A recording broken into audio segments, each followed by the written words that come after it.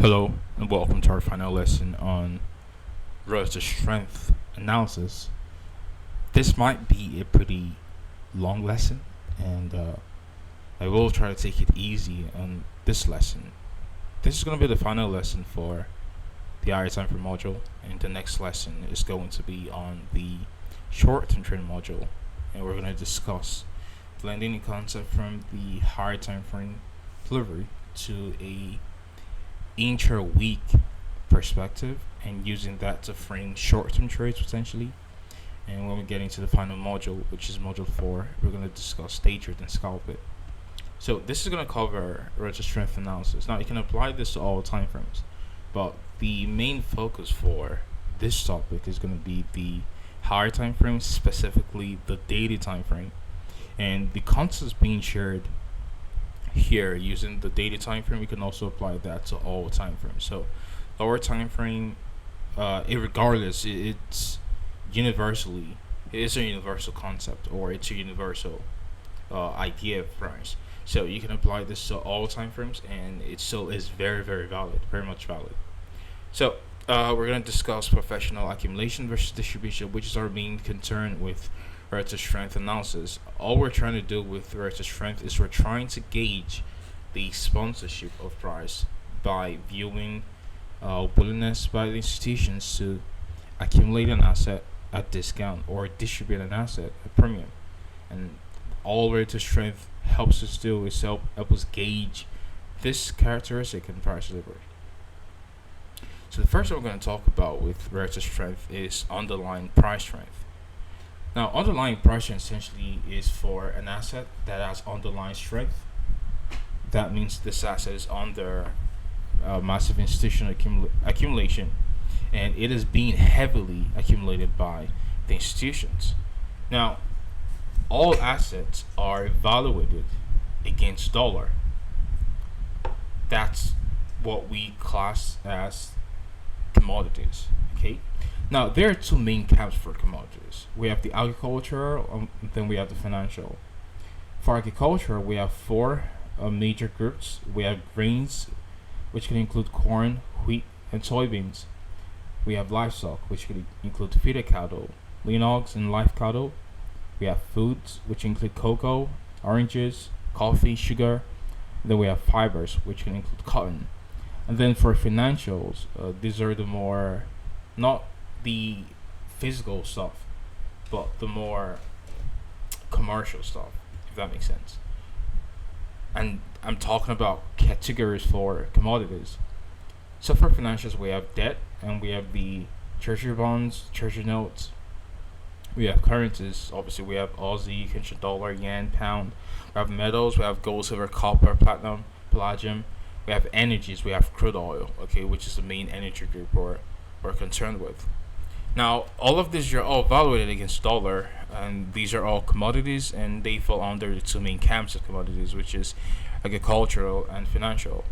Now, a leadership market is a market that is showing willingness to want to displace higher against dollar when dollar is poised to trade lower, and this is what we call classic relative strength.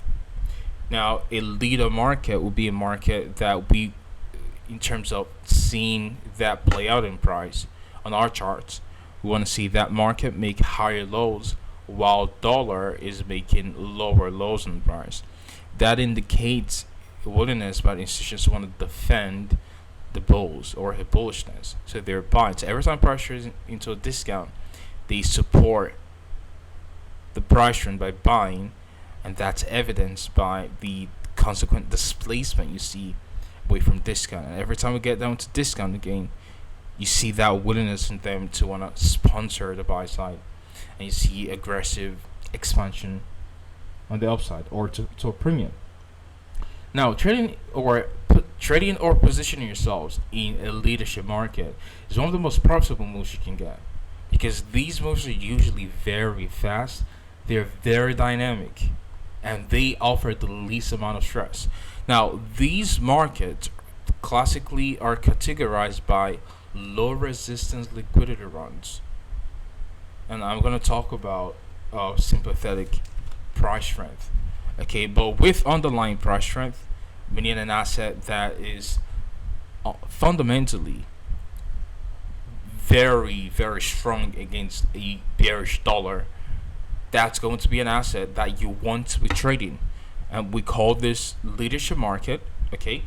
And whenever you are doing your asset selection, which is something I talk about, you always want to select the asset with that is a leader, because that's the asset that will give you the least stress in terms of displacement for an objective liquidity.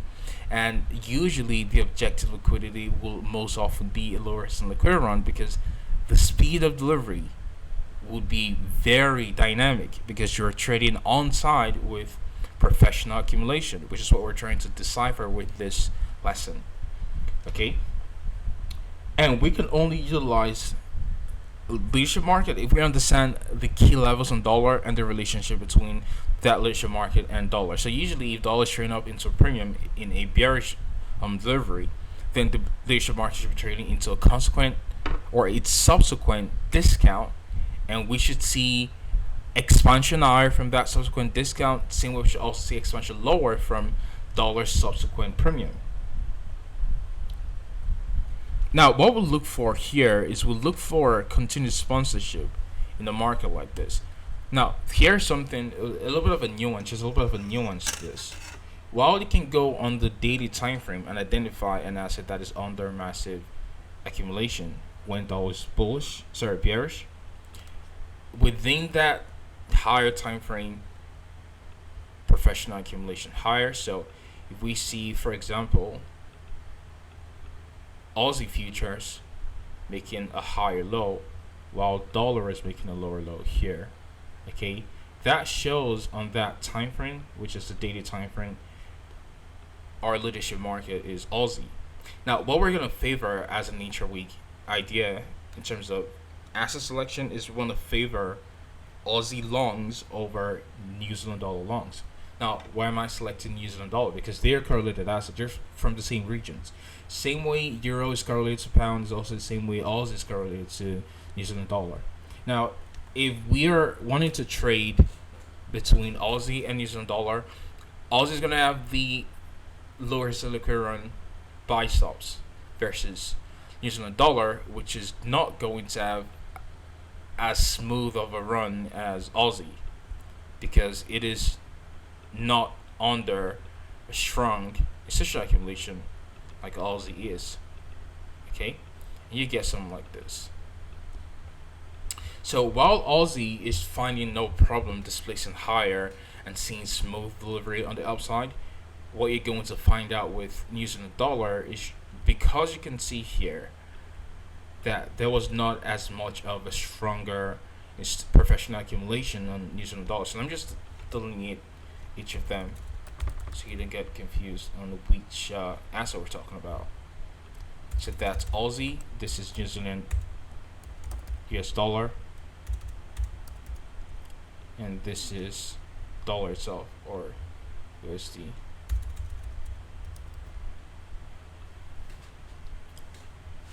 So while we see Aussie running higher and we see New Zealand dollar wanting to run lower, usually dollar itself, if it's making a lower high, it shows this is under professional distribution, and we should see subsequent weakness follow through with dollar. Now with Aussie, we're seeing subsequent professional accumulation, aka strength or bullishness comes in the marketplace.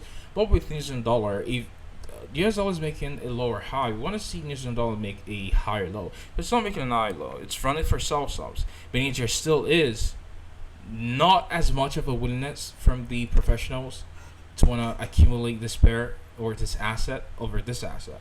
So what you're going to get is, at each turning point in price, while you have a smoother, usually it's going to be a classical uptrend trade entry, but again, this is all applicable to all time frames. While you have a smoother classic uptrend trade entry long on Aussie, what you're going to get with New Zealand dollar is you're going to get runs and sell stops. And it can get frustrating if you don't know what you're doing. So you might go in and say, "Oh, this is a classic uptrend trade entry buy. Let me go long on Aussie." And what's gonna happen is the market will go stop you out. You get frustrated and then continue to run for premium. Then you wonder what just happened. Well, what actually happened was the pair you were trading was the sympathetic pair, aka the seek pair, while the pair you should have been trading was the pair that was the leadership. So when it comes to asset selection, you always want to select the leadership asset. And the leadership asset is the asset which is showing a very strong willingness to want to displace against dollar. Okay, to want to price against dollar. That's what we term as the leadership asset. Now let's talk about sympathetic asset. And sympathetic asset, just like what I described with Aussie and New Zealand dollar, that's the asset that is not showing as much of a willingness or enthusiasm to want to decline against a falling US dollar. Classically, when US dollar is falling, not all commodities will rally. So what I want to see if dollar is falling is I want to see commodities rally because they are evaluated against dollar. So if dollars decrease in value, we want to see commodities increase in value relative to dollar. Now the key here is not every time dollar is declining in value that all commodities will increase in value against dollar. Some commodities might stall in terms of pricing higher against dollar, and some might even decline in value while dollars also decline in value. And these are what we call the sympathetic market. Now the thing here is trading sympathetic market is a very frustrating thing to do. It can get really frustrating if you don't time your turns of entries, and this is where turns of traders will excel trading sympathetic or seek pairs. If you don't trade, master your turns of entries trading sympathetic pairs, you can get really, really, really frustrated. It's really frustrating to deal with trading sympathetic pairs. Now, what we do here is our focus turns to commodities, unwilling to make lower low, as these are the leadership assets, aka if dollar is making a lower high, we don't want to see our commodities make a lower low because that's showing weakness. Why should they trade lower while dollar is trading lower? Okay, it's not showing willingness to want to accumulate and displace higher. But if we see assets making lower lows against dollar, that indicates that asset is our sympathetic pair. So let's go back here and you can see what I talked about with New Zealand dollar, and this is where you can anticipate tursups. So question is, how can you anticipate tursups in the market? By understanding the delivery mechanism of that pair. Is that pair under strong accumulation? Then that's going to be the leadership. It's the pair under not as much of a strong accumulation to a correlated asset, and that's going to be defined as, the sympathetic price strength. Okay, so what we could do is we could do some comparisons and use actual data to, let's reset the chart here. All right, so I'm going to pull up dollar from a recent price action where we call the low, and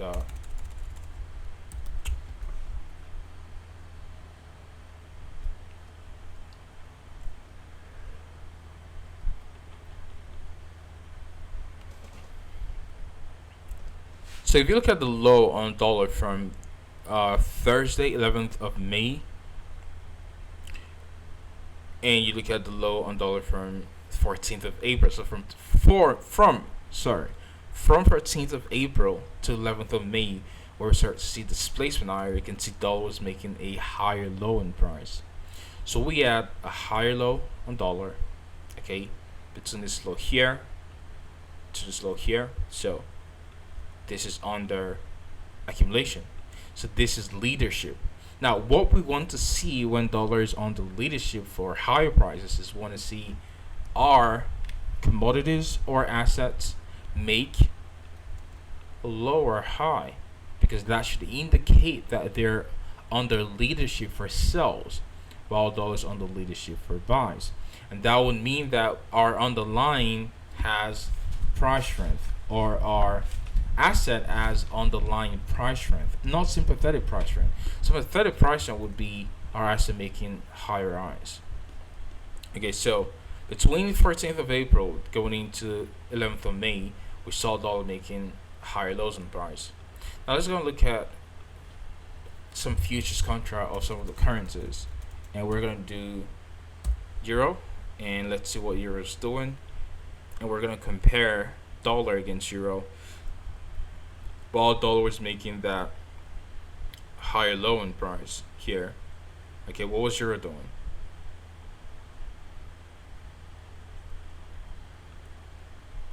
Euro was making higher high, right? While dollar was making a higher low, euro was making a higher high. That's what it looks like. Well, if we use the line chart here, the line chart plots the close of the candles, same way we're plotting the close of candles here. So actually, euro is not making a higher high. Euro is making equalize. But the key here is that it's not running higher. Okay, so that still shows comparative weakness against dollar. So this is still a good pair to trade. Now let's look at the delivery in this pair. And you can see how smooth the delivery is. Right, so as we trade up, we have two bearish candles. Market trades up into that. This place is lower, trades up into bearish order block. This place is lower, trades up into fair value gap. This place is lower, and we mapped all of this out. All the run lower, we mapped all of this out. And then as this candle trades up into an old fair value gap here, expands lower. So we've seen smooth delivery on euro. Now let's compare that to another similar asset, which is gonna be cable. Okay, that's what cable was doing.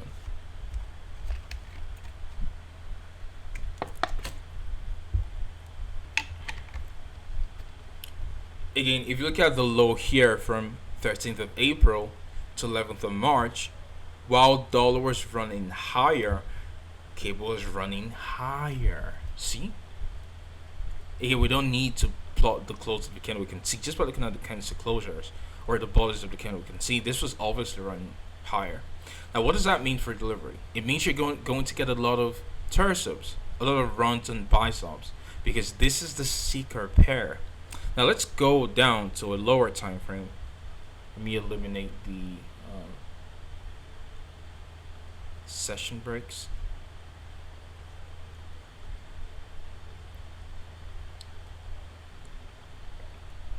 And what you're gonna see here is,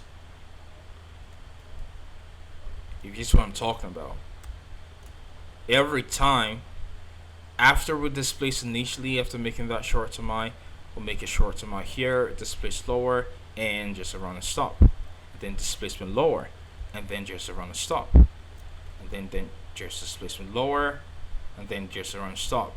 And then just a little bit of a displacement lower, and then just around a stop. This is a 4-hour time frame, by the way. Okay?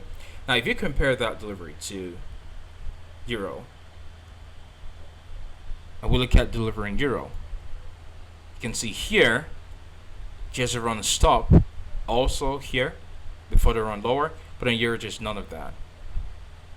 Okay, you're getting your classic optimal trade entry sells, price trades into optimal trade entry of this range, sells off, while cable is running buy stops here. Euro is not running buy stops, instead you're getting optimal trade entry sells, while cable is running buy stops here. Euro is not running buy stops, get your classical ultimate trade entry sells, while cable is running buy stops here. Euro is not running buy stops, you're getting your classical ultimate trade entry sells. So you can see every time cable is running for buy stops. So if you're looking for short-term sells, you would be absolutely frustrated, because what was actually going on is you're trading the pair that was sympathetic against dollar, aka weaker against dollar. That's why our focus was more on euro. If you go back and look at the commentaries, our focus was more on euro for a sell versus cable for a sell. Okay, that was our focus, because we're using the relative strength tool to give us easier pickings for delivery. Now, if you notice on the live sessions, the times where we traded cable, we had a very tough time seeing displacement in cable. So go and watch the live executions where we traded cable. Even though you went into profit, but look at how difficult it was to get delivery or to get displacement for sell side. But look how easy it was. All those times where it was a struggle to get sell side delivery, euro was running its sell side delivery no problem. It was literally easy picking. So if you're watching this video right now, what I want you to do is I want you to do a back testing between the start of 8th of May Okay, going into current price action, which is 25th of May. So the 28th of May to 25th of May, what I'm going to do is I'm going to compare the delivery every session. Okay, compare the delivery every session between cable and euro and see which pair shows more willingness when it displays lower. I'm not talking about the number of pips running lower. I'm talking about the pair that offers easy alternate range sells and shows very fast willingness when it displays lower. And if you look at the comparison, it'll start to make sense what I'm talking about with this relative strength analytical tool. Okay, it will start to make sense why usually with the underlying you're going to see more of a run and stops, and with the leadership you're going to see smoother price delivery. And the reason why is because with underlying, each time we run stops, you're going to see an aggressive pullback. That's classic. Why? Because what's going on is just not as much of a sponsorship on the sympathetic versus the underlying. So in this example here, our reference asset is dollar. Obviously, dollar is bullish, and our underlying pair or asset is euro, and our sympathetic asset is cable or British pound. Okay, and what that means is our asset selection is really important. So if we're going into New York session looking for a trade, we're more likely to get more favorable displacement lower on euro versus getting a more favorable displacement lower on cable. Okay, so this is just one. We can go and look at another one, and that should pretty much sort this out. So we're gonna do Aussie, and again we're gonna compare the lows on the daily time frame, and let's see what Aussie was doing first. We use the daily time frame here, and we're gonna compare delivery against our reference pair, which is dollar, or our reference asset, which is US dollar here. Again, you can see between 13th of April going to 11th of May, dollar was running higher lows here, and it looks like initially also was running higher. Again, remember we're plotting the borders of the candle, not the wicks, because that's where the volume is. If we plot the borders of the candle, also was actually running lower. So again, let me just show you so you guys understand what I'm saying. You can see the lower high on Aussie, so that's following the borders of the candle. And watch how once dollar starts to displace higher, Aussie has no problem displacing lower. Let's go down to a 4 hour time frame actually, and you can see on the 4 hour time frame it is a smoother delivery on downside. Alright, so we have a run and stop, market displaces lower, trades up in smaller inefficiency, sells off, trades back up into inefficiency, clearing out buy stops here, and then sells off. Ultimate trade entry, short. Ultimate trade entry, short. Ultimate trade entry, short. It's just rolls over. So smooth delivery on Aussie. Now let's go and look at a similar pair, which is going to be New Zealand dollar, and let's see. Again, now we compare the turning points in this pair here, and dollar again between 13th of April going into 11th of May, dollar was making a higher low here, but you can see clearly Aussie was not making a higher low there. Okay, Aussie was making a higher high. Now the question to you here is, which pair is the underlying and which pair is the sympathetic? Obviously, you know what the answer is. Underlying is Aussie, sympathetic is New Zealand dollar. Because you can see this is running higher, going up even more to clear out buy stops and pair shorts against retail buy stops and then displace lower. Now let's see delivery, because I'm sure you guys are looking at the price action. We're currently on Friday, so you're looking at the price action on Wednesday, and you're saying to yourself, well, but look at the speed of this delivery. That was on the heels of FOMC. Let's see the delivery, because you were more concerned with this run lower. But I want to show you the difficulty in displacement for sell side. Now you saw how easier Aussie was in terms of looking for sell side. Now we're gonna use the same time frame, 4 hour time frame, and let's see. Okay, let's see the delivery. All right, so we have a run on sell stops. The market displaces here. Awesome. It trades a little bit up into what looks like a bearish value gap. Alright, it should sell off. Nope, it does not sell off. Clears out buy stop. Okay, now it should sell off. Yes, it sells off. Okay, that's good. We should see it run for sell side. Nope, it does not. Wait, why is it running higher? What's going on? It was just only going to clear out buy stops. Alright, here now it's bullish. This is a breaker block. We should see higher prices. Okay, it's bullish. Boom. And then you have all of this from the FOMC day. Now, go and compare that against Aussie. Let's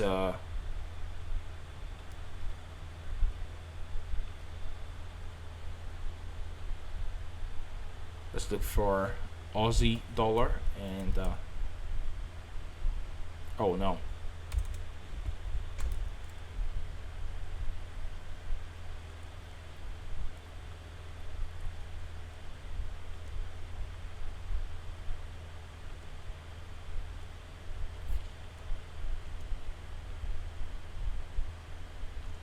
Okay. Now let's look at delivery between New Zealand dollar, which is the one on top, and Aussie, which is the one at the bottom. Okay, so I'll make it equal so you can see. As we run higher here, Aussie also runs higher. But now notice how the daily closure, which I indicated to you guys, this is running lower. This is running higher, which shows that this is under massive. Sorry, this is under massive distribution. This is not under massive distribution. Now, the target journal liquidity is this sell slide here. That's the target journal liquidity. The sell slide from Wednesday, 26th of April. That's the target journal liquidity. But for both of them, actually. Now, watch how we deliver into that sell slide. What's the ease of delivery? Now, initially, from that top there, we make initial run lower, which is the same thing we do on Aussie. Now, watch this retracement here. This initial retracement here, that's the same thing here. Now, shouldn't that be followed with displacement lower? Because dollar's also trading higher too. Well, while Aussie is displacing lower, New Zealand dollar is not displacing lower. So if you're selling short intraday or intra-session, you will get frustrated and you will get subbed out. You're going to get frustrated. You're going to get stopped out multiple times. So inside this box of price, okay, inside the box of price between May 23rd going into, sorry, between May 15th going into May 23rd, you're losing money because you're not getting in displacement. Okay, that's a lot of days. 15th, 16th, 17th, 18th, 19th, that's 4 days. 21st, 22nd, 21st, that's 5 days.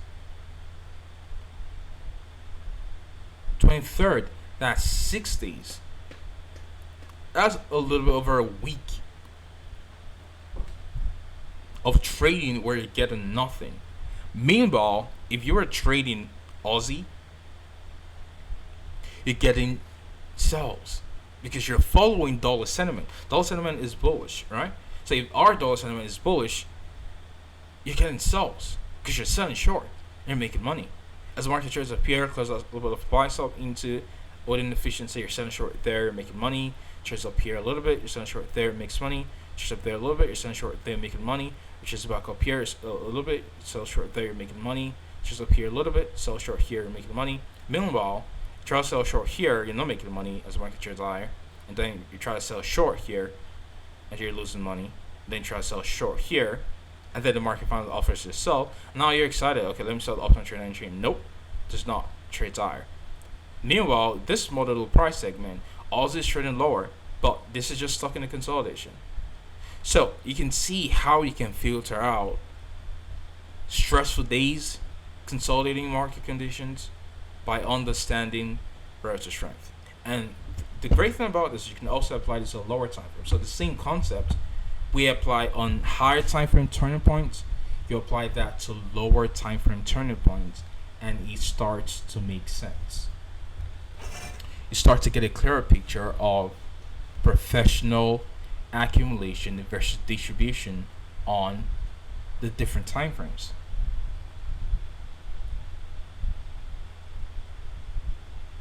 And we're gonna do one from today, which you guys were clamoring for, and that is for your dollar and pound, British pound. All right, so today we're looking for sells on your dollar. Now you can see the follow through where I talked about trap order flow, and now you should not be shorting or go long on euro because the market is not going to do anything. And you can see the result there. Now today, let me bring back up the session breaks. We saw euro dollar doing nothing today, literally sideways, going nowhere.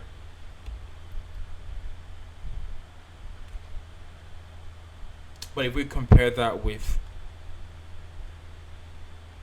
British pound, right? British pound was displacing lower. Now, why? Why can we see weakness in cable, but not that much of a weakness when it's like a consolidation on euro? Watch the turning points. Euro is running higher. Cable is not running higher.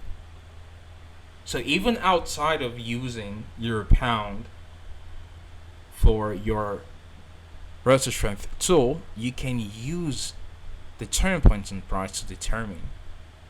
So once you've identified that failure price swing in cable, while this was running higher, then your pair to want to sell short would be cable, not euro. Now let's go look at cable and see the opportunities there. Now if you try to sell short here, which is what we did during the live session, okay, sell short the breaking block, the market offers one more pop lower and then aggressively retraces back up, right? But now if you're going to look at that with cable, you can see if you try to sell short the breaker block or the mitigation block, it's not a breaker block because it's not around the buy stop up there. You can see quick displacement, retraces back up into bearish block, and then runs lower. Meanwhile, you're still stuck sideways. Right? So even though daily relative strength was this is the seeker pair, we can still use that intraday. Now, what's the difference? And I know some of you guys are confused. Well, you just said cable is the seeker pair, so it should not see as much of a downside, and euro is the underlying pair, so you should see more downside. So why did we see euro fail to move lower today and cable not see displacement lower today? You have to understand when we do these analysis on the daily time frame, what that means is that for majority of the trading sessions or for majority of the trading days, euro is more likely to see easier displacement on the downside. That does not mean every single time you're going to see displacement on the downside. It means the probability of euro seeing a faster displacement on the downside it's favored than euro. Okay, you still have to do your lower time frame relative strength analysis, but you're going to see most of the time if I compared, let me use a clean chart of cable. If you're wondering what cable is British pound, US dollar. Okay, so I like to say cable because it's easier to say. Cable is British pound, US dollar. So if we use a lower time frame chart of cable and we compare that against euro dollar, you're going to see today we did not see a lot of displacement, which is fine. Cable saw more displacement on downside versus euro. Now let's look at the previous day. Okay, what happened the previous day on euro? Cable saw more displacement on the downside versus euro. That's 2 days in a row. Alright, let's look at again Tuesday, which pair saw more downside? Euro. Cable was retracing higher while euro was trading lower. Alright, good. Again, let's watch this. Which pair had more willingness to trade lower? Euro. Euro is making a lower low here. Cable is not making a lower low. So this clears out sell liquidity. Cable does not clear out sell liquidity. Now, if we're seeing retracement, what pair should be more pronounced on the upside.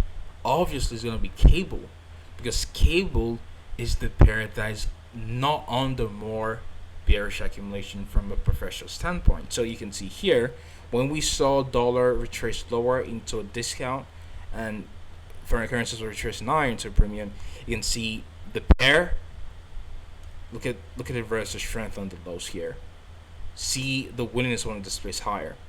While cable is running sell stops here, you can see that run sell stop here before it's switching higher. Sorry, while Eurodollar is running out sell stops before it's switching higher, cable has no business. Cable does not care. Just trades back down there into mitigation block and boom, runs aggressively for buy stop. Let's continue to look at the downside, and you can see on this day here, both of them aggressive run for sell side. Okay, but now look at the sell side. Cable was taken out on a shallow basis, but now look at that against euro, very smooth and pronounced. Okay, again, let's look at today. Trades lower here and then reversal on a Wednesday. Euro says nope, I'm sick with my bearishness. So you can see how majority of the days, if you're looking for bearishness, your pair to trade short would be euro. If you're looking for bullishness or a short-term little retracement, the pair to trade long will be cable. That's how you get your trade selection, or your pair selection, or your asset selection. So hopefully this lesson was insightful. I'm going to cap the video off here. It was really straight to the point, not a long video. And the next lesson would be an introduction into short-term trading, our short-term trading module. Trade safe.